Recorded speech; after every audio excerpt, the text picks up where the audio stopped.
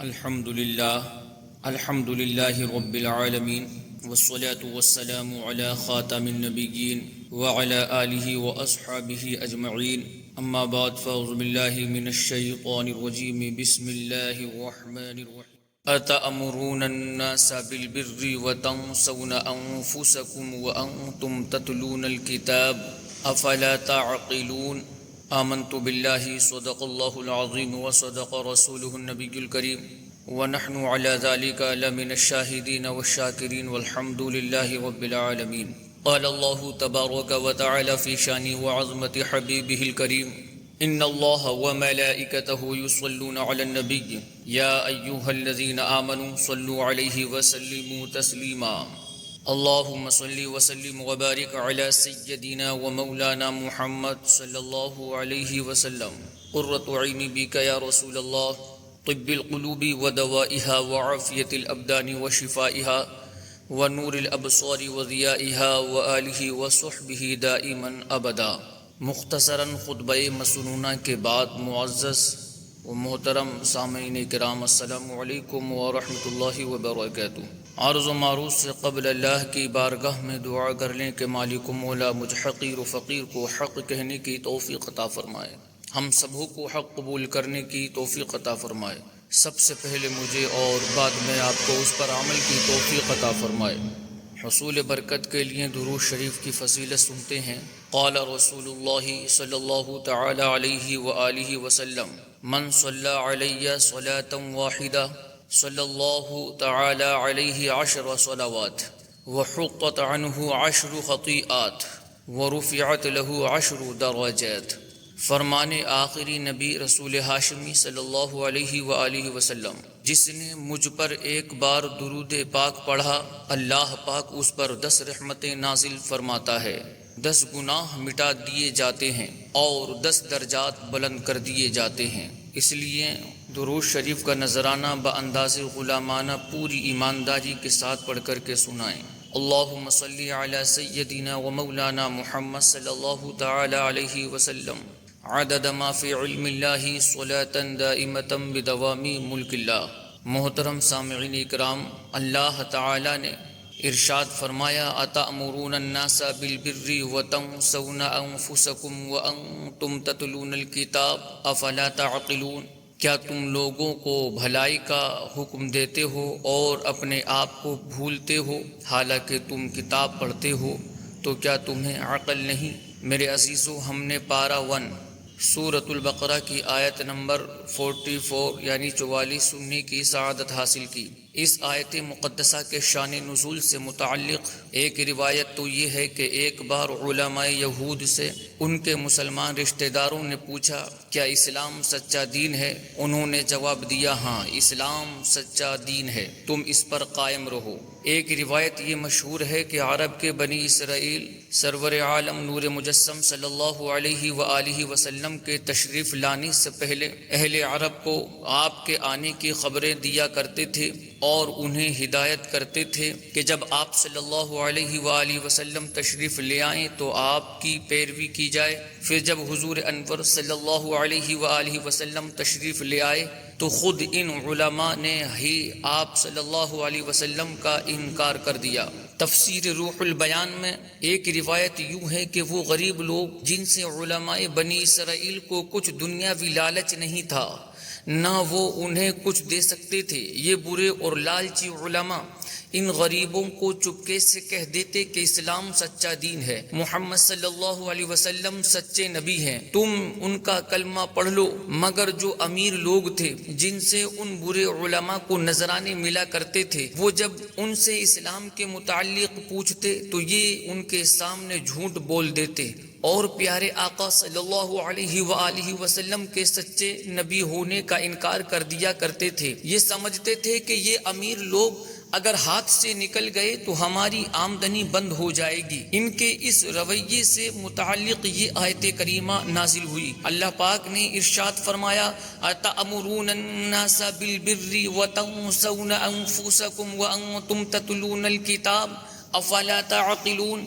کیا تم لوگوں کو بھلائی کا حکم دیتے ہو اور اپنے آپ کو بھولتے ہو حالانکہ تم کتاب پڑھتے ہو؟ تو کیا تمہیں عقل نہیں؟ یعنی اے علماء بنی اسرائیل، تم تورات پڑھتے ہو، تم حق اور سچ کو جانتے ہو، تمہارے اندر حق و باطل میں فرق کرنے کی صلاحیت موجود ہے، تم جانتے ہو کہ جو دوسروں کو سمجھائے، دوسروں کو اچھائی کا حکم دے مگر خود عمل نہ کرے، روز قیامت وہ سخت عذاب کا حقدار ہوگا۔ اس کے باوجود تم دوسروں کو تو بھلائی کا حکم دیتے ہو، دوسروں کو تو اسلام کی سچائی بتاتے ہو اور خود اپنے آپ کو بھول جاتے ہو۔ کیا تمہیں عقل نہیں ہے؟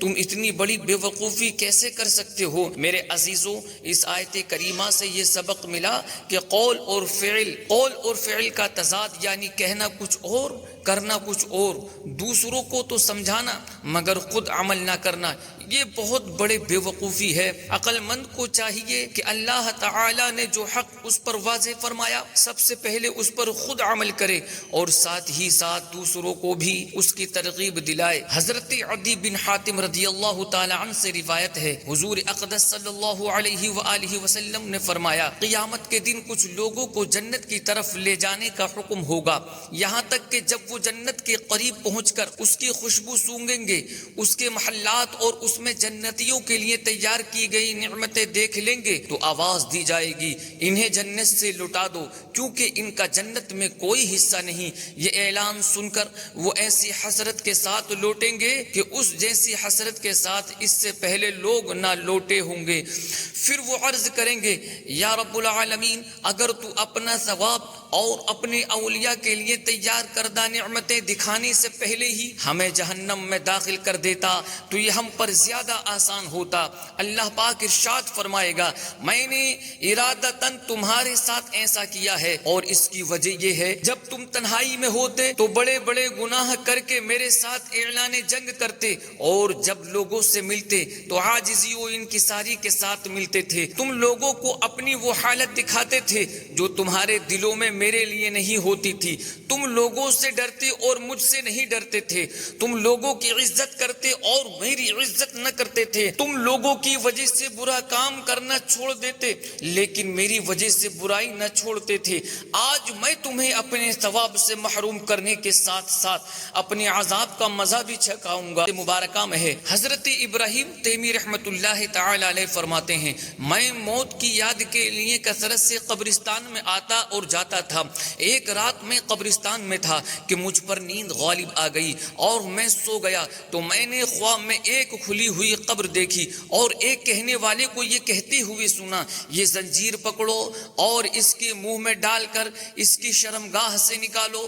تو وہ مردہ کہنے لگا، یا رب کریم، کیا میں نے قرآن نہیں پڑھا؟ کیا میں نے تیری حرمت والے گھر کا حج نہیں کیا؟ پھر وہ اسی طرح ایک کے بعد دوسری نیکی گنوانے لگا تو اسے کہا گیا، تو لوگوں کے سامنے یہ اعمال کیا کرتا تھا لیکن جب تو تنہائی میں ہوتا تو نافرمانیوں کے ذریعے مجھ سے مقابلہ کرتا اور تم نے میرا کچھ خیال نہ کیا۔ اللہ اکبر۔ میرے عزیزو، یاد رکھیے، کامیابی صرف اپنی اصلاح سے ملتی ہے۔ اس دنیا میں کوئی بھی دوسروں کے کندھے پر کھڑا ہو کر بلند نہیں ہو سکتا، بلندی صرف اپنے قدموں پر کھڑے ہو کر کے ہی مل سکتی ہے۔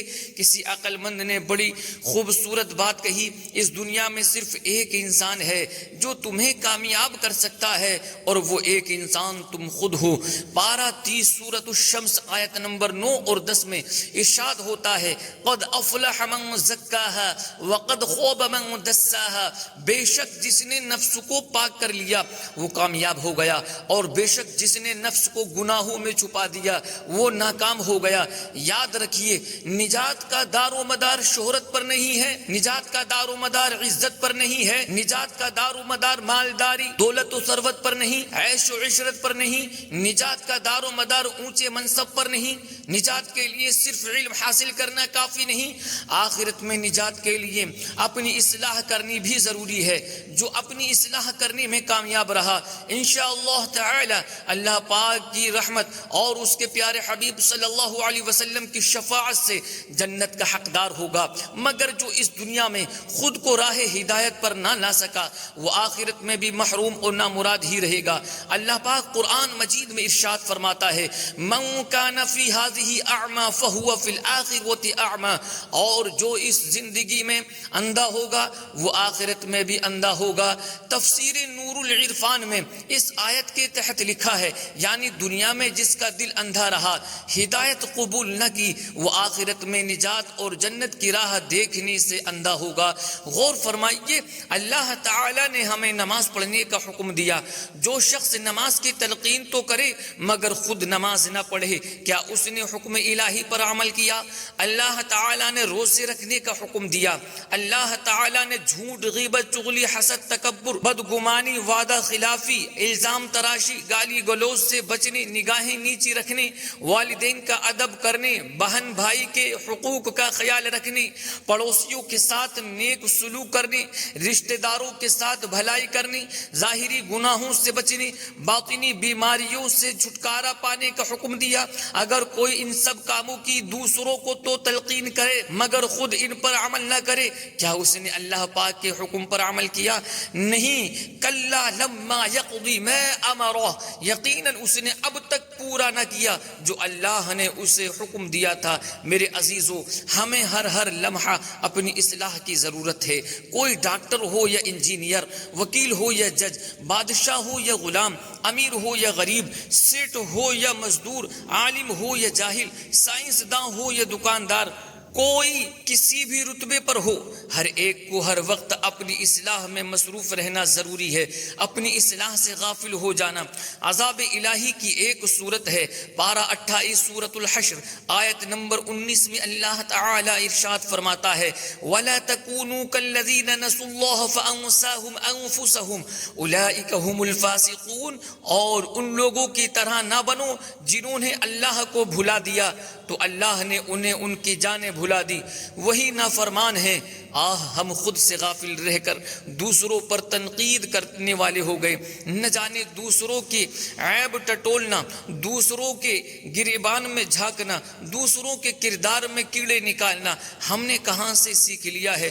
الحمد کی الف سے لے کر والناس کی سین تک پورا قرآن کریم پڑھ لیجئے، اللہ تعالی نے کہیں ایک مرتبہ بھی دوسروں کے عیب ڈھونڈنے کی ترغیب نہیں دی، بلکہ اس سے منع کیا گیا۔ یہ اسلام کی خاصیت ہے کہ اسلام ہمیں دوسروں کو نیکی کی دعوت دینے کے ساتھ ساتھ اپنی اصلاح کا ذہن دیتا ہے۔ پارہ 28 سورۃ الحشر آیت 18 میں ارشاد ہوتا ہے وَلْتَنظُرْ نَفْسٌ مَّا قَدَّمَتْ لِغَدٍ، اور ہر جان دیکھے کہ اس نے کل کے لیے آگے کیا بھیجا ہے۔ اللہ اکبر! یہ بہت مشکل کام ہے، اپنے اعمال کا جائزہ لینا، اپنی غلطیاں نکالنا بہت مشکل کام ہے۔ اللہ تعالیٰ کی حکمت ہے کہ اللہ تعالیٰ نے آنکھیں چہرے پر لگائی ہیں اور یہ صرف سامنے دیکھتی ہیں۔ اپنے گریبان میں جھانکنے کے لیے سر جھکانا پڑتا ہے، یہ سر جھکانا ہی دنیا کا مشکل ترین کام ہے، لیکن جو سر جھکا لیتا ہے میرے عزیزو، اپنے گریبان میں جو جھانک لیتا ہے، یقیناً جو اپنا جائزہ لے لیتا ہے وہ ہمیشہ کامیاب رہتا ہے۔ حدیث پاک میں ہے اللہ پاک جس کے ساتھ بھلائی کا ارادہ فرما لیتا ہے اسے اس کے اپنے عیب دکھا دیتا ہے۔ میرے عزیزو، اس دنیا میں ہر ایک اکیلا آیا ہے اور سب نے اپنی اپنی قبر میں اترنا ہے۔ وہ دن آنے والا ہے جب آسمان لپیٹ دیا جائے گا، اس زمین کو دوسری زمین سے بدل دیا جائے گا، پہاڑ ریزہ ریزہ ہو کر روئی کے گولوں کی طرح ہوا میں اڑنے لگیں گے۔ یہ فانی دنیا اپنی عبرتناک انجام کو پہنچ جائے گی، تمام انسانوں کو دوبارہ زندہ کیا جائے گا۔ اللہ اللہ، یہ حساب کا دن ہے۔ کوئی پیدل، کوئی سوار اور کوئی منہ کے بل گھسٹتا ہوا میدان محشر کی طرف بڑھ رہا ہوگا۔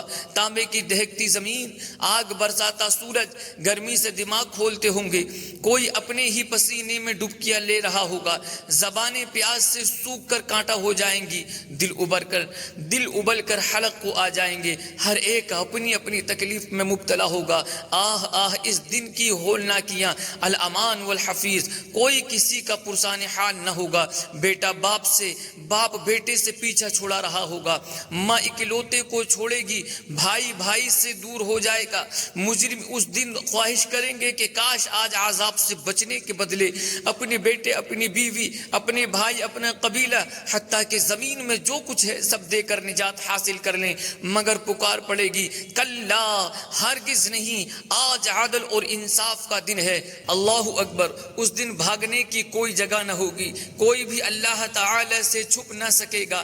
ہمارے ہاتھ، کان، زبان، پاؤں، ہماری جلد، اسکن ہمارے خلاف گواہی دے گی۔ ہمارا اعمال نامہ ہمارے ہاتھ میں تھما دیا جائے گا، ہمارا چھوٹے سے چھوٹا عمل اس میں درج ہوگا۔ مجرم اپنے اعمال کی فہرست و لسٹ دیکھ کر لرز اٹھیں گے، بوکھلا کر پکاریں گے یا ویلتنا ما لهذا الكتاب لا يغادر صغيرة ولا كبيرة الا احصاها، ہائے ہماری خرابی، اس نامہ اعمال کو کیا ہے کہ اس نے ہر چھوٹے اور بڑے گناہ کو گھیرا ہوا ہے۔ میرے عزیزو، لرز جائیے، خوف سے کانپ اٹھیے۔ اس نفسا نفسی کے عالم میں خدا نخواستہ اگر پکار پڑ گئی، اے فلاں دیکھ، یہ وہ ہے جو تیری ترغیب پر نمازی بنا تھا، اس نے نمازیں پڑھی، آج یہ جنتی ہے۔ اے فلاں دیکھ، یہ وہ ہے جس نے تیرا درس سن کر اپنی اصلاح کی، آج یہ جنتی ہے۔ یہ فلاں دیکھ، یہ وہ ہے کہ جس کے کردار پر تو انگلیاں اٹھایا کرتا تھا۔ اے فلاں دیکھ، یہ وہ ہے جسے تو تنقید کا نشانہ بنایا کرتا تھا۔ اے فلاں دیکھ، یہ وہ ہے جس سے تو حسد کرتا تھا۔ اے فلاں، یہ وہ ہے جس کی تو غیبت کرتا تھا۔ اے فلاں، یہ وہ ہے جس کا تو مذاق اڑاتا تھا۔ دیکھ، ان سب نے اپنی اصلاح کی، آج یہ جنتی ہوئے۔ اب تو بتا، تیرا عمل کیا ہے؟ تو نے اپنی کتنی اصلاح کی؟ نقصان ہے، نقصان ہے، سراسا نقصان ہے، سراپا نقصان ہے۔ میرے عزیزو، افسوس، صد افسوس اگر ہم نے اپنی اصلاح نہ کی ہوئی، خدا نہ خواستہ نمازیں پوری نہ ہوئی، روزے پورے نہ ہوئے، اگر والدین کا ادب کر کے جنت کے حقدار نہ بنے ہوں گے، پڑوسیوں کو تکلیف پہنچا کر، لوگوں کو گالیاں دے کر، غیبتیں کر کے، چغلیاں کھا کر، بدگمانیاں کر کے، جھوٹے الزام لگا کر دوسروں کی عزتیں پامال کی ہوں گی، ظاہر میں اچھے بن کر نیک کہلاتے مگر تنہائی میں گناہوں کا بازار گرم کرتے رہے، تو اس وقت ہمارا کیا بنے گا؟ اگر روز قیامت پکڑ ہو گئی تو ہم کمزور کہاں جائیں گے؟ ہائے کتنی شرمندگی ہوگی! جہنم کا ہولناک عذاب ہمیں کیسے برداشت کرنا ہوگا؟ اے جنت کے طلبگاروں، ابھی ہمارے پاس وقت ہے، آئیے ہم سدھرنے کی کوشش کریں، آئیے ہم اپنی اصلاح کی کوشش کریں۔ میرے عزیزو، یہ آج کے دور کا بڑا مسئلہ ہے کہ آج ہمیں دوسروں پر تنقید ہی سے فرصت نہیں ملتی، مگر ہمارے بزرگان دین، اللہ تعالیٰ کے نیک بندے دوسروں پر تنقید کم اور خود کی اصلاح پر زیادہ توجہ دیا کرتے تھے۔ حضرت ابراہیم تیمی رحمت اللہ تعالیٰ علیہ اللہ تعالیٰ کے نیک بندے تھے۔ ایک دن آپ نے یہ تصور باندھا کہ آپ گویا جہنم میں ہیں، آگ کی زنجیروں میں جکڑے ہوئے ہیں، تھوہڑ یعنی زہریلا کانٹے دار درخت کھا رہے ہیں، دو سخیوں کا پی رہے ہیں۔ ان تصورات کے بعد آپ نے اپنے آپ سے پوچھا، بتا تجھے کیا چاہیے؟ جہنم کا ایسا ہولناک عذاب، یہ اس سے نجات؟ اندر سے آواز آئی، نجات چاہیے۔ اس کے بعد آپ نے یہ خیال جمایا کہ گویا آپ جنت میں ہیں، وہاں کے پھل کھا رہے ہیں، جنتی نہروں سے شربت پی رہے ہیں۔ ان تصورات کے بعد آپ نے خود سے پوچھا، اے نفس تجھے کس چیز کی خواہش ہے، جنت کی یا دوزخ کی؟ نفس نے کہا مجھے جنت کی خواہش ہے۔ اب آپ نے خود کو سمجھاتے ہوئے فرمایا، اے نفس فی الحال تجھے مہلت ملی ہوئی ہے، تو ابھی زندہ ہے، اب تجھے خود ہی راستہ اختیار کرنا ہے، تمہیں یہ آج ہی فیصلہ کرنا ہوگا کہ تجھے سدھر کر جنت میں جانا ہے یا بگڑ کر دوزخ میں گرنا ہے، لہٰذا اسی حساب سے عمل کر۔ سبحان اللہ! میرے عزیزو، دیکھیے کیسا پیارا انداز ہے۔ حضرت ابراہیم تیمی رحمت اللہ تعالی علیہ تنہائی میں بیٹھ کر خود اپنے آپ کو نیکی کی دعوت دے رہے ہیں۔ غور فرمائیے، کیا ہماری زندگی میں بھی کبھی ایسا لمحہ آیا؟ ویسے ہم عقل مند تو کافی ہیں، دوسروں کو بہت نیکی کی دعوت دیتے ہیں، بیٹا غلطی کر بیٹھے تو بہت اچھی طرح سمجھا لیتے ہیں کسی دوست سے کچھ خطا ہو جائے تو کئی گھنٹے کی نشست اس کو سمجھانے کی ہوتی ہے، ملازم غلطی کر بیٹھے تب تو اس کی شامت ہی آ جاتی ہے۔ ہم پوری دنیا کے مسائل پر بھی تبصرہ کر لیتے ہیں، فلاں ملک میں یہ ہو گیا، فلاں حکمران کو یوں نہیں یوں کرنا چاہیے تھا، آج مسلمان ترقی اس وجہ سے نہیں کر پا رہے، آج معاشرے سوسائٹی سماج میں فلاں عیب پائے جاتے ہیں۔ یوں تبصرہ کرنے ہوں، تجزیے کرنے ہوں، ہم کئی گھنٹوں تک کر لیتے ہیں، مگر سوچنے کی بات ہے کیا کبھی زندگی میں ایسا لمحہ آیا کہ ہم تنہائی میں بیٹھے ہوں، ہم نے خود اپنا ہی گریبان پکڑا ہو اور خود سے پوچھ رہے ہوں، اے عقل مند بننے والے بتا تو نے کیا کیا، کیا کیا اعمال کیے ہیں، بتا تیرے اندر کیا کیا اچھائی پائی جاتی ہے، کن کن برائیوں میں تو ملوث ہے۔ اللہ اکبر میرے عزیزو، ایسا وقت بھی ضرور ہونا چاہیے۔ آپ اپنی گریبانوں میں جھانکیں، ہم میں سے ہر ایک کی ذمہ داری ہے کہ وہ اپنی اصلاح کی کوشش کرے۔ حضرت ابن سینا رحمۃ اللہ تعالی علیہ اللہ تعالی کے نیک بندے ہیں، آپ نے ایک بار اپنا محاسبہ کرتے یعنی اپنے اعمال کا جائزہ لیتے ہوئے اپنی عمر شمار کی تو وہ تقریباً 60 برس بنی۔ ان 60 سالوں کو 12 سے ضرب دینے پر 720 مہینے بنے۔ 720 کو مزید 30 سے جب ضرب دیا، ملٹی پلائی کیا تو حاصل ضرب 21,600 آیا، جو آپ رحمت اللہ تعالی علیہ کے مبارک عمر کے ایام تھے۔ پھر اپنے آپ سے مخاطب ہو کر فرمانے لگے، اگر مجھ سے روزانہ 1 گنا بھی سرزد ہوا ہو تو اب تک 21,600 گنا ہو چکے، جبکہ اس مدت میں ایسے ایام بھی شامل ہوں گے جن میں یومیہ 1,000 تک بھی گنا ہوئے ہوں گے۔ یہ کہنا تھا کہ خوف خدا سے لرزنے لگے، پھر یکایک ایک چیخ ان کے منہ سے نکل کر فضا میں گم ہو گئی اور آپ زمین پر تشریف لے آئے۔ دیکھا گیا تو روح پرواز کر چکی تھی۔ میرے عزیزو، غور فرمائیے کہ اللہ تعالیٰ کے نیک بندوں کا انداز کیسا اعلیٰ تھا، یہ کیسے اپنا جائزہ لیا کرتے تھے، ہر دم نیکیوں میں مصروف رہنے کے باوجود خود کو گناہگار تصور کرتے اور ہمیشہ اللہ تعالیٰ سے ڈرتے رہتے، یہاں تک کہ خوف خدا کے غلبے کے سبب بعضوں کی روحیں پرواز کر جاتی۔ مگر افسوس ہماری حالت یہ ہے کہ دن رات گناہوں کے سمندر میں غرق رہنے کے باوجود نہ احساس ندامت ہے، نہ خوف آخرت۔ نیک بندے شب بیداریاں کرتے، کثرت سے روزے رکھتے، کثیر اعمال خیر بجا لاتے، مگر پھر بھی خود کو کمترین خیال کرتے ہوئے خوف خدا سے روتے رہتے تھے۔ ایک مرتبہ حضرت عتبہ غلام رحمت اللہ تعالی علیہ ایک مکان کے پاس سے گزرے تو کانپنے لگے اور پسینہ آ گیا۔ لوگوں کے پوچھنے پر فرمایا، یہ وہ جگہ ہے جہاں میں نے چھوٹی عمر میں گناہ کیا تھا۔ منقول ہے کہ حضرت حسن بصری رحمت اللہ تعالی علیہ سے بچپن میں ایک گناہ سرزد ہو گیا تھا۔ آپ رحمت اللہ تعالی علیہ جب بھی کوئی نیا لباس سلواتے تو اس کے گریبان پر وہ گناہ درج کر دیتے اور اکثر اس کو دیکھ کر اس قدر روتے کہ آپ رحمت اللہ تعالی علیہ بے ہوش ہو جاتے تھے۔ میرے عزیزو، دیکھیے اللہ تعالی کے نیک بندے کس کس انداز سے اپنا جائزہ لیتے اور ہر دم خود کو سنوارنے، خود کو سدھارنے اور اپنی اصلاح کرنے میں مصروف رہا کرتے تھے۔ اللہ تعالی ہمیں بھی توفیق بخشے۔ ہمیں بھی چاہیے کہ اپنی اصلاح پر بھرپور توجہ دیا کریں۔ میرے عزیزو، اگر ہم اپنی اصلاح چاہتے ہیں تو کسی پیر کامل کا مرید ہونا ہرگز مت بھولیے۔ پیر کے بغیر شیطان اور نفس امارہ کی مکاریوں سے بچنا تقریباً ناممکن ہے۔ حدیث پاک میں ہے، الرفیق قبل الطریق، یعنی پہلے ہم سفر تلاش کرو پھر سفر کرو۔ شیخ سلطان باہو رحمت اللہ تعالی علیہ پیر کی ضرورت اور اس کے اوصاف بیان کرتے ہوئے فرماتے ہیں، مرشد پارس پتھر کی طرح ہے۔ پارس پتھر ایک خاص پتھر ہے، کہا جاتا ہے جو چیز اس پتھر سے چھو جائے وہ سونا بن جاتی ہے۔ پیر بھی اسی پتھر جیسا ہوتا ہے کہ ایک پھوٹی کوڑھی کی حیثیت رکھنے والے انسان کو اپنی نگاہ سے بلند رتبہ دیتا اور انمول بنا دیتا ہے۔ سلطان باہو رحمت اللہ تعالی علیہ مزید فرماتے ہیں، پیر کی نظر سورج کی طرح ہوتی ہے جو بری عادات کو اچھی عادات میں تبدیل کر دیتی ہے۔ مرشد اخلاق مصطفیٰ صلی اللہ علیہ وسلم سے متصف ہوتا ہے، ماں باپ سے بڑھ کر مہربان ہوتا ہے، اللہ تعالی کی راہ بتانے والا، بہترین رہنما، منزل تک پہنچانے والا، بند راستے کھولنے والا، دنیا اور مال و دولت سے بے نیاز، لالچ سے پاک اور طالب حق کو دل و جان سے عزیز رکھنے والا ہوتا ہے۔ بس مرشد وہ کہ یحیی القلب و یحیی النفس، جو نفس امارہ کو مار کر دل کو زندہ کر دیتا ہے۔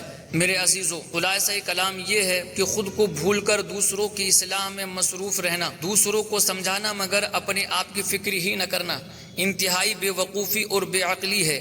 ہمیں چاہیے کہ اپنی اصلاح کی بھی ضرور فکر کیا کریں۔ یہاں ایک اہم وضاحت بھی کر دوں، بعض لوگوں کا خیال ہوتا ہے کہ ہم پہلے اپنی مکمل طور پر اصلاح کر لیں، پھر دوسروں کو نیکی کی دعوت دیں گے۔ یہ بھی غلط سوچ ہے۔ ہم نے اپنی بھی اصلاح کرنی ہے، دوسروں کو نیکی کی دعوت بھی دیتے رہنا ہے۔ اللہ تعالیٰ نے قرآن مجید میں نجات کے لیے ان دونوں چیزوں کو لازم قرار دیا۔ پارہ 30 سورۃ العصر میں ارشاد ہوا کہ سارے انسان نقصان میں ہیں، ہاں جس میں 2 وصف ہوں وہ نقصان میں نہیں۔ پہلا وصف الا الذین آمنوا وعملوا الصالحات، مگر جو ایمان لائے اور انہوں نے اچھے کام کیے۔ دوسرا وصف وتواصوا بالحق وتواصوا بالصبر، اور ایک دوسرے کو حق کی تاکید کی اور ایک دوسرے کو صبر کی وصیت کی۔ امام حسن بصری رحمت اللہ تعالی علیہ کی خدمت میں سوال ہوا، کیا روحانی طبیب دوسروں کا علاج کر سکتا ہے؟ فرمایا ہاں کر سکتا ہے، مگر پہلے اپنا علاج کرے پھر دوسروں کا کرے، کہ جو خود راستے سے بھٹکا ہو دوسروں کی رہنمائی کیسے کرے گا؟ آپ سے دوسرا سوال ہوا، لوگ کہتے ہیں دوسروں کو نصیحت اسی وقت کرنی چاہیے جب بندہ خود تمام برائیوں سے پاک ہو جائے۔ فرمایا شیطان تو یہی چاہتا ہے کہ نیکی کی دعوت دینے اور برائی سے منع کرنے کا دروازہ بند ہو جائے، یعنی ہر شخص اگر صرف اپنی اصلاح میں لگ جائے اور خود کو مکمل سدھار لینے سے پہلے نیکی کی دعوت بالکل نہ دے تو اس صورت میں نیکی کی دعوت کا کام بند ہو جائے گا، اور یہی شیطان کی خواہش ہے۔ بیان کو اختتام کی طرف لاتے ہوئے ایک شرعی مسئلہ عرض کرتا ہوں۔ مسئلہ یہ ہے، مل بیٹھ کر سب کا بلند آواز سے تلاوت کرنا جائز نہیں، گناہ ہے۔ وضاحت اس کی یہ ہے کہ عام طور پر ہمارے ہاں ایسا ہوتا ہے کہ گھروں اور دکانوں وغیرہ پر برکت کے لیے قرآن خوانی کروائی جاتی ہے۔ یہ بہت اچھی بات ہے، قرآن خوانی ضرور کروانی چاہیے، جو نہیں کرواتے انہیں بھی ذہن بنانا چاہیے۔ البتہ عام طور پر اس قرآن خوانی کا انداز یہ ہوتا ہے کہ سب ایک ہی جگہ قریب قریب بیٹھے اپنا اپنا اونچی آواز سے پڑھ رہے ہوتے ہیں، یوں سب کی آواز ایک ساتھ آ رہی ہوتی ہے، ان میں سننے والا کوئی بھی نہیں ہوتا۔ اس طرح مل بیٹھ کر اونچی آواز سے قرآن خوانی کرنا جائز نہیں، گناہ ہے۔ اس کا درست انداز یہ ہے کہ سب آہستہ، یعنی اتنی آواز میں پڑھیں کہ اپنے کان سن سکیں، یا یہ ہو کہ سب اتنی دور بیٹھیں کہ ایک کی آواز سے دوسرے کا دھیان نہ بٹے، یا پھر یوں کر لیا جائے کہ ایک اونچی آواز سے پڑھے باقی سب سنتے جائیں۔ اللہ پاک ہمیں درست اسلامی احکام سیکھنے، ان پر عمل کرنے کی توفیق نصیب فرمائے، آمین، بجاہ خاتم النبیین، وما علینا الا البلاغ۔ السلام علیکم ورحمۃ اللہ وبرکاتہ۔